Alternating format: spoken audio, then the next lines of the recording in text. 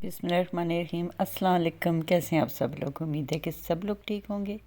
आज की वीडियो में कुछ आइडियाज़ आप लोग के साथ शेयर करूंगी कि किस तरह से हम बेकार चीज़ को यूज़ में ला सकते हैं, और ये आइडियाज़ और टिप्स आप लोगों के लिए यकीनन हेल्पफुल रहेंगी। तो सर्दियाँ तो ख़त्म हो चुकी है, लेकिन इस गर्म टॉपिक को हम कैसे इस्तेमाल करेंगे, तो चलिए आज की वीडियो में आपको दिखाती हूँ।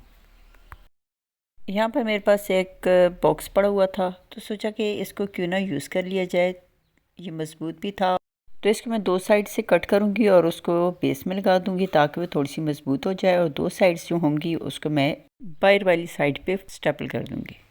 मेरी बातों से ज़्यादा आप लोग ने वीडियो पर फोकस करना है ताकि आपको अच्छी तरह से समझ आ सके। तो इस तरह से छोटे छोटे बॉक्स भी आप फेंकने के बजाय इनको यूज़ में ला सकते हैं।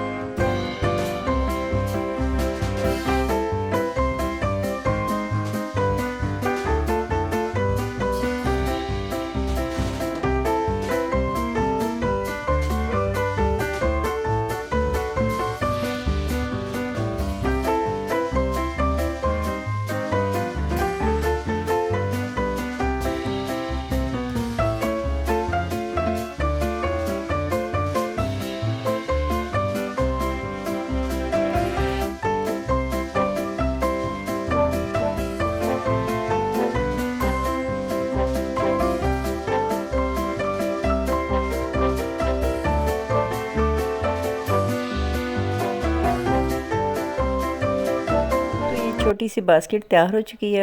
तो यहाँ पे मैंने रोटियों वाले रुमाल रखे हैं, आप इसके अंदर कुछ भी रख सकते हैं, मेडिसिन रखें या फिर कोई लोशन परफ्यूम वगैरह भी रख के इसको ड्रेसिंग के पास रख सकते हैं। बहुत ही खूबसूरत लगती है ये। तो आते हैं नेक्स्ट आइडिया की तरफ। तो इस तरह परफ्यूम की बोतल जब खाली हो जाती है तो इसको बिल्कुल भी ना फेंकें, तो इसको आप कई तरह से यूज़ कर सकते हैं।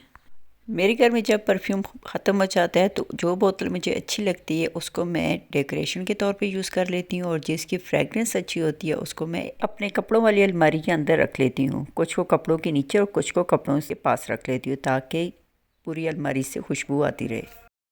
तो चलिए फिर चलते हैं नेक्स्ट आइडिया की तरफ। तो इस तरह की कॉइल तो आजकल हर घर की ज़रूरत है, क्योंकि गर्मियाँ आ चुकी हैं, और गर्मियाँ हों और मच्छर ना हो ये कैसे हो सकता है। 2 से 3 जगहों पे जब आपने कॉइल लगानी होती है तो इसका स्टैंड नहीं होता, क्योंकि एक डिब्बे में एक ही स्टैंड होता है। अगर आपने पहले से रखा हुआ है स्टैंड तो फिर तो अच्छी बात है, अगर नहीं है या फिर वो मिसप्लेस हो गया है तो उसके लिए ये सबसे अच्छा जुगाड़ है। इस तरह से नेल कटर लें और उसका जो फाइलर होता है, नेल फाइलर, उसको बाहर निकालें और उसके ऊपर इस तरह से आप कॉइल को सेट कर लें। तो बहुत अच्छी तरह से इसके ऊपर कॉइल सेट हो जाती है। इसको किसी बर्तन में रखें, इस तरह से बिल्कुल भी ना रखें क्योंकि इसकी राख जो है वो इस बर्तन में ही जाए। तो स्टील की जो मेरी प्लेट है ये मैंने ख़ास इसी के लिए रखी हुई है। तो इसको लगाएं और अपने कमरे में रखें और मच्छरों से जान छुड़ाएं। तो आप अभी तक मेरी वीडियो देख रहे हैं तो प्लीज़ वीडियो को लाइक करें और साथ में चैनल को भी सब्सक्राइब करें, और बेल नोटिफिकेशन को ऑल पे रखें ताकि जब भी मेरी वीडियो आए तो सबसे पहले उसका नोटिफिकेशन आपको मिले। तो आते हैं नेक्स्ट आइडिया की तरफ। तो इस तरह अंडे के जो छिलके होते हैं इनको आप बिल्कुल भी ना फेंकें, क्योंकि ये बहुत काम की चीज़ है। एक तो ये छिपकलियों को भगाने के लिए काम में आता है, दूसरा ये कि ये प्लांट्स के लिए बहुत ही अच्छी चीज़ है। तो सबसे पहले आपने इनको अच्छी तरह से धोना है। इसको धोए बगैर आपने प्लांट्स के अंदर नहीं डालना, क्योंकि इसके अंदर फिर फंगस लगने का डर होता है। और साथ में ये जो पत्ते होते हैं इसके अंदर, प्लांट्स के अंदर, वो भी थोड़े थोड़े आप रहने दिया करें ताकि ये बहुत अच्छी खाद बनते हैं। तो मैं भी इसको बहुत ज़्यादा साफ़ नहीं करती, थोड़े बहुत इसके अंदर पत्ते में छोड़ती हूँ।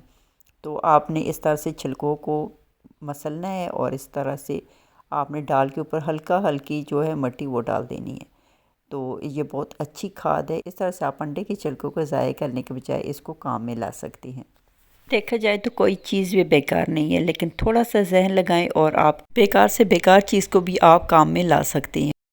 ज़रूरत होती है तो सिर्फ थोड़ी सी होशियारी और थोड़ी सी समझदारी की।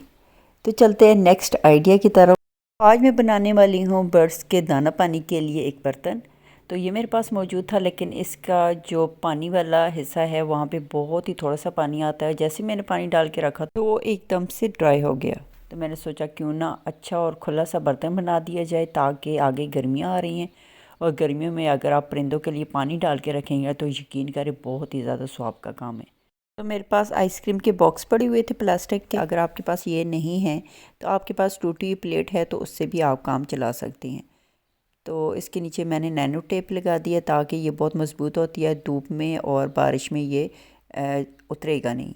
तो ये इसके अंदर मैंने फ़िक्स कर दिया ताकि ये अपनी जगह पे रहे। और इसमें मैं डालूँगी पानी और बड़ी डिब्बे में डाल दूँगी बर्ड्स के लिए दाने। तो ये देखें, ये मैंने अच्छी तरह से इसको फ़िक्स कर दिया है टेप के साथ।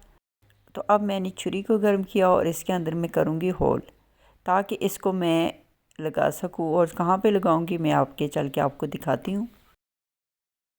तो यहाँ पे परिंदों का बर्तन मैंने तैयार कर लिया है और अभी चलते हैं इसको लगाने के लिए। तो यहाँ दीवार पे लोहे की सलाख लगी हुई थी, तो ये बेस्ट जगह थी ये लगाने के लिए क्योंकि हवा में ये गिरेगा नहीं। तो ये मज़बूती के साथ लग गया था यहाँ पे। तो ये इसको मैंने इसके अंदर डाल दिया। अब इसके अंदर मैं पानी और दाने डाल दूँगी। तो नेक्स्ट स्टेप है जी मेरी, इस तरह के ब्रश को लेके जिस तरह हम कंघी करते हैं तो बहुत सारे बाल इसके अंदर फंस जाते हैं और बहुत कोशिश के बाद भी ये सारे नहीं निकल पाते। तो इसका आसान तरीका ये है कि आप इसको हल्का हल्का सा टैप करें 6 से 7 दफ़ा। जब आप ज़मीन पे या किसी टेबल वगैरह के ऊपर टैप करेंगी आप देखेंगी कि कितनी आसानी के साथ ये सारे बाल ऊपर को आ गए और एक ही दफ़ा खींचने से ये सारे निकल जाते हैं और ब्रश आपको साफ़ मिलता है। तो है ना ये भी यूज़फुल टिप। नेक्स्ट जो आपके साथ टिप शेयर कर रही हूँ बहुत ही काम की टिप है। इसमें एक तो आपके टाइम की बचत होगी, दूसरा आपके पैसों की बचत होगी। तो इस तरह से आलूओं को आप डाल दें एक शॉपर में और उसको लगा दें गिरा और इसको रखें आप माइक्रोवेव के अंदर 4 मिनट तक। और 4 मिनट में आपके आलू बॉयल हो जाएंगे। जबकि ये अगर आप चूल्हे पे रखेंगी तो आपके ये आधा घंटा लगेगा। तो आप यकीन करें कि 4 मिनट में इतनी अच्छी तरह से बॉयल हो जाते हैं, बिल्कुल आप हाथ से मैश करें तो भी ये मैश हो जाएंगे।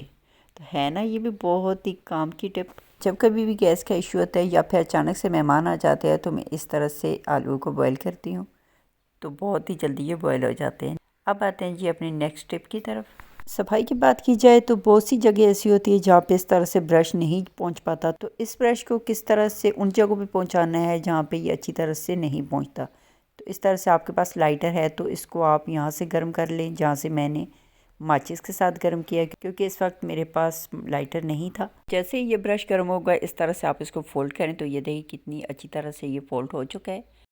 तो अब आप इस ब्रश से अपने घर में रखी बोतल को साफ़ करें या फिर कोई ऐसी जगह जहाँ पे ये ब्रश नहीं पहुँच सकता, तो आप इसको बहुत अच्छी तरह से यूज़ कर सकते हैं। नेक्स्ट स्टेप है मेरी कि इस तरह मेजरिंग टेप को हम किस तरह से ऑर्गेनाइज़ करके रख सकते हैं कि ये ख़राब भी ना हो, टूटे भी ना हो और टाइम पे हमें मिल भी जाए और देखने में भी ये अच्छी लगे। क्योंकि ड्रॉ में जब हम इस तरह से फेंक देते हैं, एक तो ये ख़राब हो जाती है, फट जाती है जगह जगह से, दूसरा ये कि ड्रॉ में बहुत ही मैस क्रिएट हो जाता है।